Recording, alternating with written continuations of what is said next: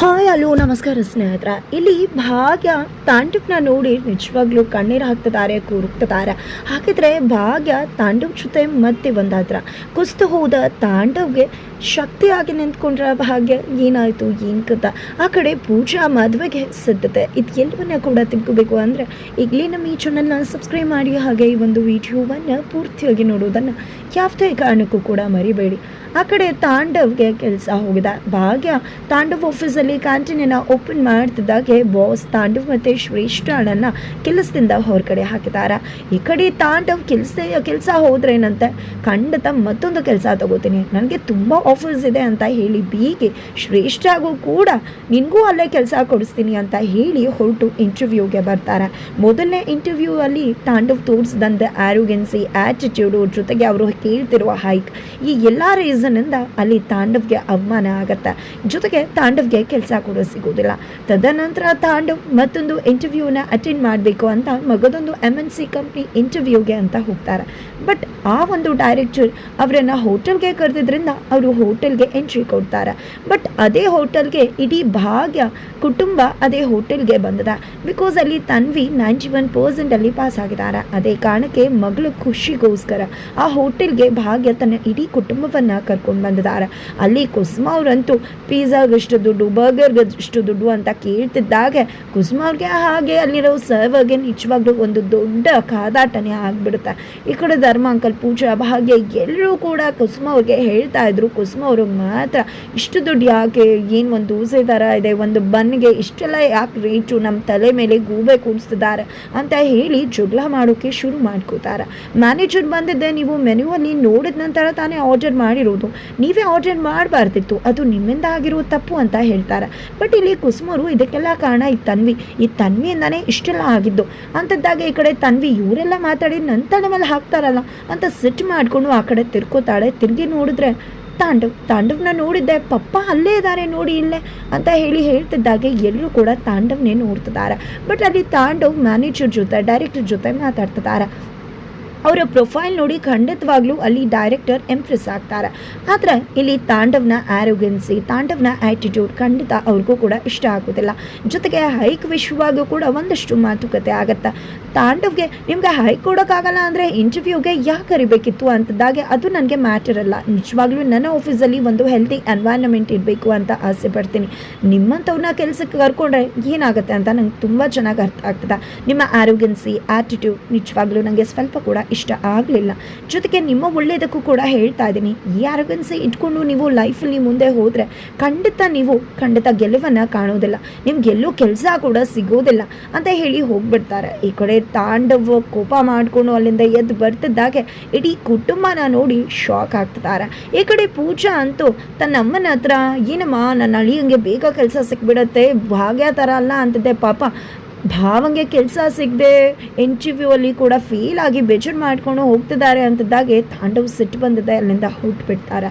ಆದರೆ ತನ್ವಿ ಹೋಗಿದೆ, ಪಾಪ ನಾನು ನಿಮಗೆ ಫೋನ್ ಮಾಡಿದೆ ಪಾಪ, ನೀವು ರಿಸೀವ್ ಮಾಡಿಲ್ಲ ಅಂತಿದ್ದಾಗೆ ಯಾಕೆ ಏನು ಅಂತ ತಾಂಡವ್ ತುಂಬ ಫ್ರಸ್ಟ್ರೇಷನಲ್ಲಿ ಕೇಳ್ತಿದ್ದಾರೆ. ಅದಕ್ಕೆ ಇಲ್ಲಿ ತನ್ವಿ ನನಗೆ PUC ರಿಸಲ್ಟ್ ಬಂತು, ನಾನು ಪಾಸ್ ಆಗಿದ್ದೀನಿ ಅಂದಾಗ ಎಷ್ಟಲ್ಲಿ ಪಾಸ್ ಆದೆ ತನ್ವಿ ಅಂತ ತುಂಬ ಖುಷಿಯಿಂದಾನೆ ಕೇಳ್ತಾರೆ ತಾಂಡವ್. 91% ಅಂದ ತಕ್ಷಣ ಕಂಗ್ರ್ಯಾಚುಲೇಷನ್ ಅಂತ ಹೇಳಿ ತುಂಬ ಖುಷಿ ಪಡ್ತಾರೆ. ತದನಂತರ ಅದ ಕಡೆ ತಂದೆ ಕೂಡ ಏನಿತ್ತು ತಾಂಡವ್ ಮಗಳು ರಿಸಲ್ಟ್ ಅಂತ ಇದ್ದಾಗ ನೀನು ಎಷ್ಟು ಜಾಗರೂಕತೆಯಿಂದ ಇರ್ತಿದ್ದೆ, ರಿಸಲ್ಟ್ಗೋಸ್ಕರ ವೆಯ್ಟ್ ಮಾಡ್ತಿದ್ದೆ, ಆದರೆ ಇವತ್ತು ನಿನ್ನ ಮಗಳು ರಿಸಲ್ಟ್ ಅನ್ನೋದೇ ಮರ್ತು ಬಿಟ್ಟಿದ್ಯಾ, ಎಷ್ಟು ಬದಲಾಗಿದೆಯಾ ನೋಡು ಅಂತ ಹೇಳಬೇಕಿದ್ರೆ ಏನಪ್ಪ ಮಾತಾಡ್ತಿದ್ರ, ಮನುಷ್ಯ ಆದಮೇಲೆ ಮರೆವಾಗತ್ತಲ್ವ, ನನಗೂ ಕೂಡ ಮರ್ತಿದೆ ಅಷ್ಟೇ, ಅದಕ್ಕೆ ಇಷ್ಟೊಂದೆಲ್ಲ ಮಾತಾಡಬೇಕಾ ಅಂತ ತಾಂಡವ್ ಹೇಳ್ತಾರೆ. ಅದು ಹಾಗಲ್ಲ, ಮಗಳೇ ನನ್ನ ರಾಣಿ, ಮಗಳು ಅಂದರೆ ನನ್ನ ಪ್ರಾಣ ಅಂತ ಹೇಳ್ತಿದ್ದೆ, ಅವಳು ರಿಸಲ್ಟೇ ಮಾಡ್ತಿದ್ಯಾ ನೋಡು, ಭಾಗ್ಯ ಹೇಗೆ ಮಗಳು ಚೆನ್ನಾಗಿ ಪಾಸ್ ಆಗಿದ್ದಾಳೆ ಅಂತ ನಮ್ಮನ್ನೆಲ್ಲ ಹೊರಗಡೆ ಕರ್ಕೊಂಡು ಬಂದಿದ್ದಾಳೆ ಟ್ರೀಟ್ ಕೊಡಿಸೋದಕ್ಕೆ ಅಂತ ಮಾವ ಹೇಳ್ತಿದ್ದಾಗೆ ಇಷ್ಟೊತ್ತು ಎಲ್ಲಿಂದನಪ್ಪ ಈ ಮಾತು ಬರಲಿಲ್ಲ ಅಂತ ಅನ್ಕೋತಿದ್ದೆ, ಫೈನಲಿ ಬಂತಲ್ಲ ಅಂತ ಸಿಟ್ಟು ಮಾಡಿಕೊಂಡು ತಾಂಡವ್ ಅಲ್ಲಿಂದ ಹೋಗ್ಬಿಡ್ತಾರೆ.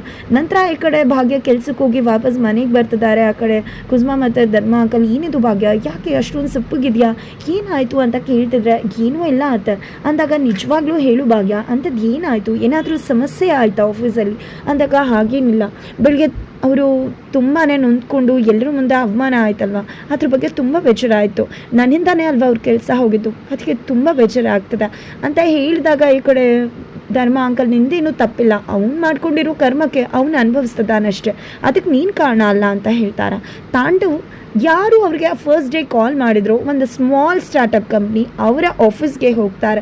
ಇನ್ನೇನು MNC ಕಂಪ್ನಿಲಿ ಎಲ್ಲೂ ಕೂಡ ಆಫರ್ ಸಿಗ್ತಾ ಇಲ್ಲ, ಕೆಲಸ ಸಿಗಲಿಲ್ಲ. ಹಾಗಾಗಿ ಅದೇ ಪಾದಗತಿ ಅಂತ ಹೇಳಿ ಅದೇ ಒಂದು ಸಣ್ಣ ಸ್ಟಾರ್ಟಪ್ ಕಂಪ್ನಿಗೆ ಹೋಗ್ತಿದ್ದಾಗೆ ಅಲ್ಲಿನ ಮ್ಯಾನೇಜರು ಇಲ್ಲ, ನಮ್ಮ ಹತ್ರ ಕೆಲಸ ಇಲ್ಲ ಅಂತಾರೆ. ನೀವೇ ತಾನೇ ಅವತ್ತು ಕಾಲ್ ಮಾಡಿದ್ದು, ನಾನು ಏನು ಯಾವುದೋ ಫ್ರಸ್ಟ್ರೇಷನಲ್ಲಿ ಆ ರೀತಿ ಮಾತಾಡ್ಬಿಟ್ಟೆ ಅಂತ ತುಂಬ ಸಾಫ್ಟಾಗಿ ಬಿಹೇವ್ ಮಾಡ್ತಿದ್ದಾರೆ ತಾಂಡು. ಆದರೆ ಮ್ಯಾನೇಜರ್ ಮಾತ್ರ ಇಲ್ಲ, ನಿಮಗೆ ಯೋಗ್ಯತೆಗೆ ಏನೇ ಇದ್ರೂ MNC ಕಂಪ್ನಿ, ನಮ್ಮ ಒಂದು ಆಫೀಸಲ್ಲಿ ನಿಮ್ಮಂಥವ್ರಿಗೆಲ್ಲ ನಮ್ಮಂಥ ಯೋಗ್ಯರಿಗೆಲ್ಲ ಕೆಲಸ ಇಲ್ಲ, ನಮ್ಮ ಯೋಗ್ಯತೆಗೆ ಎಂಥವ್ರು ಬೇಕು ಅಂಥವ್ರನ್ನ ನಾವು ಆಲ್ರೆಡಿ ಆಯ್ಕೆ ಮಾಡ್ಕೊಂಡಿದ್ವಿ, ನಿಮಗೆ ಕೆಲಸ ಇಲ್ಲ ಅಂತ ಹೇಳಿಬಿಡ್ತಾರೆ. ಇದರಿಂದಾಗಿ ತಾಂಡವ್ ಫುಲ್ ಸಿಟ್ ಮಾಡ್ಕೊಂಡಿದ್ದೆ, ಕೋಪದಿಂದ ಅಲ್ಲಿಂದ ಹೊರಡ್ತಾರೆ. ಈ ಕಡೆ ಶ್ರೇಷ್ಠ ಏನಿದು ತಾಂಡವ್ ಕಾಲ್ ಮಾಡಿದ್ರು ಪಿಕ್ ಮಾಡಲಿಲ್ಲ ಅಂತ ಅದೇ ಆಫೀಸ್ಗೆ ಬರ್ತಾರೆ. ಬಂದದೆ ಇಲ್ಲಿ ತಾಂಡವ್ ಅನ್ನೋರೊಬ್ರು ಇಂಟರ್ವ್ಯೂಗೆ ಬಂದಿದ್ರಲ್ಲ ಅಂದಾಗ ಅವ್ರು ಸೆಟ್ ಮಾಡಿಕೊಂಡು ಆಲ್ರೆಡಿ ಹೋಗ್ಬಿಟ್ರು ಅಂತ ರಿಸೆಪ್ಷನಿಸ್ಟ್ ಹೇಳ್ತಾರೆ. ಫೈನಲಿ ಶ್ರೇಷ್ಠ ಮನೆಗೆ ಬರ್ತಿದ್ದಾಗೆ ಆ ಕಡೆ ತಾಂಡವ್ ಸೋಡಾ ಬಾಟಲ್ನ ತೊಗೊಂಡಿದ್ದೆ ಎಂದಿನಂತೆ ಕಾಂಪೌಂಡನ್ನು ಸೋಡಾ ಬಾಟಲ್ನ ಹೆಸ್ತು ಹೊಡೆದಾಕಿ ತಮ್ಮ ಫ್ರಸ್ಟ್ರೇಷನನ್ನು ಕಡಿಮೆ ಮಾಡ್ಕೋತಿದ್ದಾರೆ. ಅಲ್ಲಿಗೆ ಶ್ರೇಷ್ಠ ಬಂದಿದ್ದೆ ಸಮಾಧಾನ ಮಾಡ್ಕೋ ತಾಂಡವ್, ಯಾಕೆಷ್ಟು ಫ್ರಸ್ಟ್ರೇಟ್ ಆಗ್ತಿದ್ಯಾ ಅಂದಾಗ, ಎಲ್ಲಿ ಹೋದರೂ ಕೆಲಸ ಸಿಗ್ತಿಲ್ಲ, ಆರಾಮಾಗಿ ಕೆಲಸ ಸಿಗುತ್ತೆ ಅಂತ ಅಂದ್ಕೊಂಡ್ಬಿಟ್ಟೆ, ಆದರೆ ಕೆಲಸ ಸಿಗ್ತಿಲ್ಲ ಅಂತ ಹೇಳಿ ಕುಸ್ತು ಹೋಗ್ತಿದ್ದಾರೆ. ಈ ಕಡೆ ಶ್ರೇಷ್ಠಗೂ ಏನು ಹೇಳಬೇಕು ಅಂತ ಗೊತ್ತಾಗ್ತಿಲ್ಲ. ಈ ಕಡೆ ತಾಂಡವ್ ಪರಿಸ್ಥಿತಿ ನೋಡಿ ಅವ್ರಿಗೂ ಕೂಡ ಅಯ್ಯೋ ಪಾಪ ಅಂತ ಅನ್ನಿಸ್ತಿದೆ. ಆ ಕಡೆ ಭಾಗ್ಯ, ಕುಸುಮ, ಪೂಜಾ ಎಲ್ಲರೂ ಕೂಡ ಸುನಂದವ್ರ ಜೊತೆ ಗುರುಗಳನ್ನ ನೋಡೋದಕ್ಕೆ, ಪುರೋಹಿತರು ನೋಡೋದಕ್ಕೆ ಹೋಗಿದ್ದಾರೆ. ಅಲ್ಲಿ ಪೂಜಾಗೆ ಹುಡುಗನ್ನ ಹುಡುಕ್ಬೇಕು ಅನ್ನೋ ಕಾರಣಕ್ಕೆ, ನಿಮಗೆ ಯಾವ ರೀತಿ ಹುಡುಗ ಬೇಕು ಅಂತ ಹೇಳಿ ಪುರೋಹಿತರು ಕೇಳ್ತಿದ್ದಾಗೆ, ಚೆನ್ನಾಗಿ ದುಡಿಬೇಕು, ನನ್ನ ಮಗಳನ್ನ ಚೆನ್ನಾಗಿ ನೋಡ್ಕೋಬೇಕು, ನೋಡೋಕೆ ಚೆನ್ನಾಗಿರಬೇಕು ಅಂತ ಹೇಳಿ ಸುನಂದರು ಒಂದು ಲಿಸ್ಟನ್ನೇ ಕೊಟ್ಬಿಡ್ತಾರೆ. ಆದರೆ ಇಲ್ಲಿ ಭಾಗ್ಯ ಮಾತ್ರ ನನ್ನ ತಂಗಿನ ತುಂಬ ಚೆನ್ನಾಗಿ ನೋಡಿಕೊಂಡು ಅವಳ ನಿರ್ಧಾರಕ್ಕೆ ಬೆಲೆ ಕೊಡೋರು ಅಂತ ಹುಡುಗನ ನೋಡಿ ನಿಜವಾಗ್ಲೂ ಹುಡುಗ ತುಂಬ ಒಳ್ಳೆಯವನಾಗಿರಬೇಕು, ಅವನಿಗೆ ಆಸ್ತಿ ಅಂತಸ್ತು ಇಲ್ಲ ಅಂದರೂ ಪರವಾಗಿಲ್ಲ, ನನ್ನಂಥ ಜೀವನ ನನ್ನ ತಂಗಿಗೆ ಸಿಗಬಾರ್ದು ಅಂತ ಹುಡುಗನ ಹುಡುಕಿ ಅಂತಾರೆ.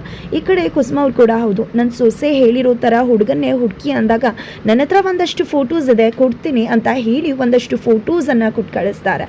ಈ ಕಡೆ ಸುಂದರಿ ಅವರಂತೂ ಈ ಪೂಜಾ ನಿನ್ನ ಮದುವೆ ಅಂತ ಹೇಳಿ ಫುಲ್ ಖುಷಿಯಿಂದ ಸಂಭ್ರಮಿಸ್ತಿದ್ದಾರೆ. ಜೊತೆಗೆ ಒಂದಷ್ಟು ಫೋಟೋಸನ್ನು ಕೂಡ ತೊಗೊಂಡು ಬಂದಿದ್ದಾರೆ ಅಂತ ಹೇಳಿ ಕುಸುಮ ಅವರು ಹೇಳಿ ಧರ್ಮ ಅಂಕಲ್ ಕೂಡ ತೋರಿಸ್ತಿದ್ದಾರೆ. ಹಾಗಿದ್ರೆ ಇಲ್ಲಿ ಪೂಜಾನ ಮದುವೆ ಆಗೋ ಹುಡುಗ ಯಾರು? ಹಾಗಿದ್ರೆ ಕಿಶುನ್ ಪೂಜಾನ ಮದುವೆ ಆಗೋದಿಲ್ವಾ? ಅಥವಾ ಪೂಜಾ ಮದುವೆ ಕಿಶುನ್ ಜೊತೆನೇ ನಡೆಯುತ್ತಾ? ಅಥವಾ ಇತ್ತ ಕಡೆ ಕುಸ್ತು ಹೋಗಿರೋ ತಾಂಡವ್ ಮುಂದೆ ಭಾಗ್ಯ ನಿಂತು ತಾಂಡವ್ಗೆ ಸಮಾಧಾನ ಹೇಳ್ತಾರ. ಈ ಕಡೆ ತಾಂಡವ್ ಕೂಡ ಸೋತು ಭಾಗ್ಯ ಜೊತೆ ಒಂದಾಗ್ತಾರ.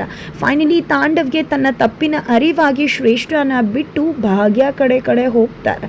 ಏನಾಗುತ್ತೆ, ಯಾವ ರೀತಿಯಲ್ಲಿ ಕತೆ ಟ್ವಿಸ್ಟ್ ತಗೊಳುತ್ತೆ, ಇದೆಲ್ಲವನ್ನ ಕೂಡ ತಿಳ್ಕೊಬೇಕು ಅಂದರೆ ಮುಂದಿನ ವಿಡಿಯೋಗೋಸ್ಕರ ವೇಟ್ ಮಾಡೋದನ್ನು ಯಾವುದೇ ಕಾರಣಕ್ಕೂ ಕೂಡ ಮರಿಬೇಡಿ.